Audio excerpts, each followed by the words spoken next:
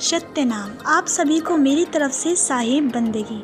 आज हम जिस सत्य से अवगत होने जा रहे हैं वह अनुराग सागर पुस्तक में दिया गया है। इसमें कबीर साहिब और धर्मदास के बीच हुई वार्तालाप के द्वारा बताया गया है कि धर्मदास काशी में कबीर साहिब से मिलने से पहले कट्टर मूर्ति पूजक थे। इन्होंने सभी देवी देवताओं की मूर्ति पूजक तथा तीर्थ स्थान का भ्रमण वे सभी कर्मकांड में लिप्त थे। परंतु जब धर्मदास साहिब का सामना कबीर साहिब से हुआ तब इन्होंने सभी कर्मकांड त्याग कर अपनी पत्नी के साथ साहिब को अपना गुरु स्वीकार किया तथा उनके बीच का वार्तालाप अनुराग सागर में दिया गया है। आइए अब हम इस पुस्तक के द्वारा जानने की कोशिश करते हैं कि सत्य में ब्रह्मांड की उत्पत्ति किस प्रकार हुई, सत्य पुरुष ने अपना लोक कैसे रचाए तथा किस आशा से द्वीपों की रचना की है, तीनों लोगों की रचना कैसे हुई तथा हे सद्गुरु पिंडवों की रचना के संबंध में मुझे बता दीजिए। आप अपने भक्त से क्या कोई बात छिपा कर रखेंगे, ऐसा ना करें प्रभु। हे साहिब, यह काल निरंजन कैसे पैदा हुआ तथा 16 सूतों अथवा अंशों का निर्माण कैसे हुआ, 4 खानियाँ कर्मांश अंडज पिंडज उष्मज तथा स्थावर का संसार में फैलाव कैसे हुआ तथा भोले भाले जीवों को कालवश में क्यों डाला गया। हे सद्गुरु, कुर्म अंश तथा शेष नाग को सहायक राजा कैसे बनाया गया, किस प्रकार मत्स्य व वाराह का अवतार हुआ, तीनों देवताओं कर्मांश ब्रह्मा विष्णु महेश किस तरह पैदा हुए तथा धरती व आसमान का निर्माण कैसा, चंद्रमा और सूर्य कैसे पैदा हुआ तथा किस प्रकार तारागण आसमान पर ठहरे हुए हैं, किस प्रकार देही निर्माण हुआ। हे साहिब, यह भी बताओ कि इस ब्रह्मांड की उत्पत्ति कैसे हुई जिससे मेरा भ्रम दूर हो जाए तथा आपसे सारा भेद प्राप्त होने से मैं चिंता मुक्त हो सकूं। धर्मदास जी साहिब सद्गुरु कबीर साहिब से कहते हैं कि हे सद्गुरु, आप कृपया करके अपने इस सृष्टि की उत्पत्ति कथा सुनाइए। आपके वचन अमृत के समान हैं, जिन्हें प्रकाशित कीजिए जिससे यमराज द्वारा दी जाने वाली भयानक पीड़ा का नाश हो सके। शय का एक एक करके पूरी तरह से मंथन करके निवारण कीजिए। आप मुझे अपना ही दास समझकर सारी बातों का वर्णन करके सुनाइए। हे सद्गुरु, आप ही सत्य कहने वाले हो, मैं आपके हर वचनों को निश्चित ही मान लूँगा। हे सद्गुरु, आपके वचन मुझे बहुत प्रिय है। हे साहिब, आपकी लीला अगम तथा अपरंपार है। धनी धर्मदास जी साहिब कहते हैं कि मेरा धन्य भाग है जो आपने मुझे दर्शन दिए। अब सद्गुरु कबीर साहिब कहते हैं कि हे धर्मदास जी, आप अधिकारी हंस मुझे मिले हैं जिससे मैंने सारा भेद सार व रहस्य खोलकर सुना दिया है। अब आप प्रारंभ की वार्ता सुनो जिससे संसार की रचना का प्रमाण सुना देता हूँ। धर्मदास जी को अधिकारी जीव की संज्ञा दी गई है। कुछ अधिकारी बनाए जाते हैं तथा कुछ बने बनाए होते हैं। जैसे गुरु की संगति व उपदेश को धारण करने की प्रबल मानसा रखने वाले जीव गुरु प्रसाद से भक्ति मुक्ति का अधिकार बन जाता है। वैसे गुरु सर्वसमर्थ होने से दीनहीन सठ मंद बुद्धि व एकदम निठल्ले व्यक्ति को भी समझा बुझाकर मुक्ति का अधिकार बना देते हैं, लेकिन ऐसे जीवों पर बराबर निगरानी रखनी पड़ती है। इन्हें थोड़ा सा ढीला छोड़ने पर पुनः काल प्रभाव में मायावश हो जाते हैं। परंतु बना बनाया अधिकारी कुछ और ही विशेषता लिए हुए होता है, क्योंकि इन्हें पूर्व जन्म के सुकर्मर्थ जमा होते हैं।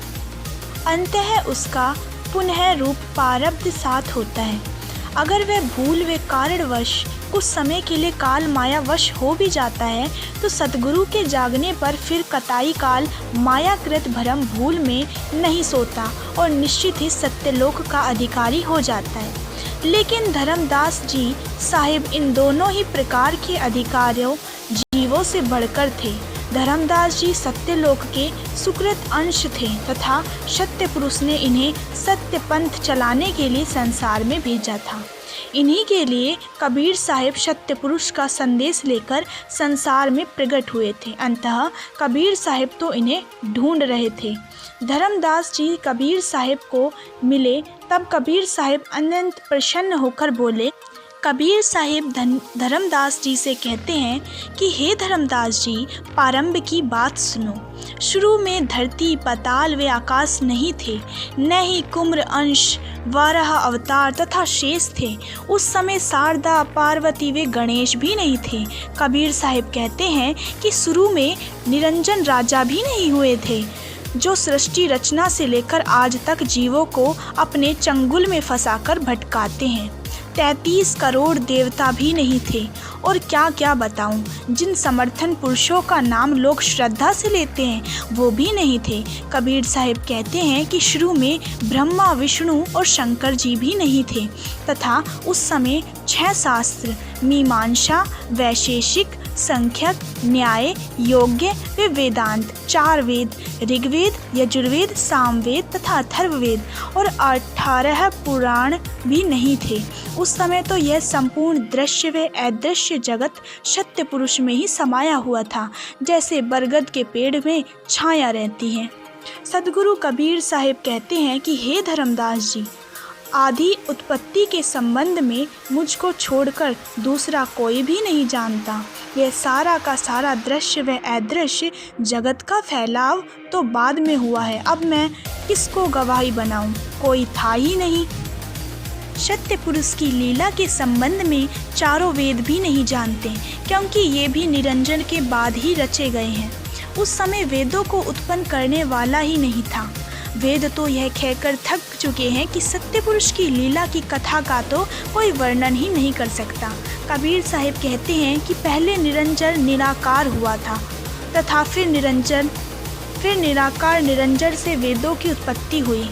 अंततः निरंजन व वेद उस प्रारंभ के रहस्य को नहीं जानते।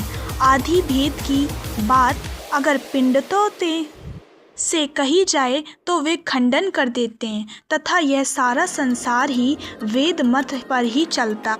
कबीर साहिब धर्मदास जी से कहते हैं कि सत्य पुरुष एक तरह से छुपे हुए थे। उस समय निमित्त तथा अपादान कारण भी नहीं पैदा किए थे, तथा न ही सृष्टि रचना के साधन जुटाए थे। उस समय कारण करण कमल की कली की तरह सिमटे हुए थे। सत्य पुरुष विधेय स्वरूप में गुप्त कमल में शांत रूप में निवास करते थे। सत्य पुरुष की सुसुर्फ इच्छा सफूरण अंशों की उत्पत्ति हुई। ये अंश एकदम विरुद्ध हंस गति वाले थे, जिन्हें देखकर सत्य पुरुष अत्यंत प्रसन्न हुए। कबीर साहिब कहते हैं कि पहले सत्य पुरुष ने शब्द उच्चारण किया, तथा फिर सत्य पुरुष ने द्वीप अथवा लोक रचकर उन्हीं में निवास किया। फिर 4 कार्यों का आसन बनाकर उस आसन पर पुष्प द्वीप को रच दिया। जब सत्य पुरुष अपनी युक्ति से पुष्प द्वीप पर बैठे, वहाँ पर अगर सुगंध प्रकट हुई। सत्य पुरुष ने ब्रह्मांड रचने की विशुद्ध इच्छा से 28,000 द्वीपों को रच दिया। सभी द्वीप अगर की सुगंध से ओतप्रोत हो गए, तथा उस अगर की सुगंध बहुत सुहावनी लगने। सत्य पुरुष के दूसरे शब्द के उच्चारण से कुम्र जी पैदा हुए, और सत्य पुरुष के चरण कमलों को पकड़कर सत्य पुरुष के आज्ञा में लवलीन हो गए। सत्य पुरुष के तीसरे शब्द के उच्चारण से ज्ञान नाम पुत्र पैदा हुए, जो सार शब्द के ज्ञाता हुए। इन्हीं को ज्ञानी जी भी कहते हैं। ये ज्ञानी जी सत्य पुरुष के सामने चरण टेक कर बंदगी करते हुए विनयशील हुए। तब सत्य पुरुष ने उनको आज्ञा द्वीप दिया। जब सत्य पुरुष ने चौथे शब्द का उच्चारण किया, तब विवेक नाम पुत्र उत्पन्न हुए। पुरुष ने विवेक नाम अंश को एक द्वीप में निवासित किया। पुरुष के शब्द में तेज था। सत्य पुरुष ने जब 5वें शब्द का उच्चारण किया, तब काल निरंजन प्रकट हुए। ये काल निरंजन तेजस वाला, द्विप्रयुक्त, पराक्रमी, प्रतापी तथा समर्थ्यवान अंग वाला पैदा हुआ। यह निरंजन जीवों को सताने वाला हुआ। हालांकि समस्त जीव सत्य पुरुष के अंश हैं, लेकिन प्रारंभ और समाप्ति की बात कोई जानता ही नहीं है।